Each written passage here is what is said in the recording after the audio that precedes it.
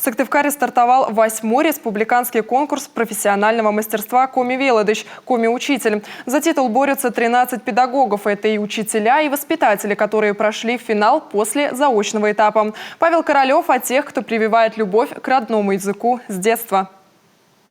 Людмила Акимова из Щельябожа готовится перед своим выступлением. Дважды она становилась призером муниципального уровня. И вот теперь защищает честь района на уровне республики. Говорит, в ее школе дети разговаривают на коми не только на уроках родного языка, но и на перемене. И в этом большая заслуга педагогов. И, конечно же, родителей.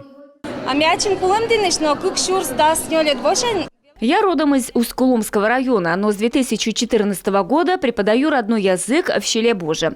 Можно сказать, учу деток литературному коми-языку, так как дети говорят на ижемском диалекте. На коми они говорят хорошо, причем не только на уроках, но и на перемене. Понятно, что в селах, где коми – родной язык для большинства жителей, проще его преподавать. И совсем другое дело прививать любовь ко второму государственному среди городских детей. Но, как отмечают участники, у их воспитанников не возникает вопроса, зачем нужны эти уроки.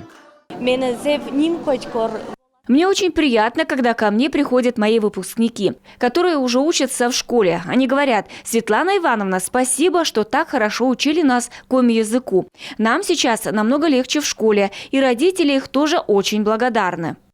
В борьбу за звание лучшего в этом году вступили 8 учителей и 5 воспитателей. За 3 конкурсных дня им предстоит показать свои инновационные подходы и практики в изучении родного языка перед строгим жюри и на реальных занятиях со школьниками и дошколятами.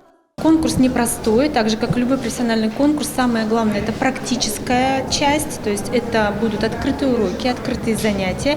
И самое главное, наверное, то, что будет во всех конкурсах профмастерства, это демонстрация навыков, умений в организации воспитательной работы.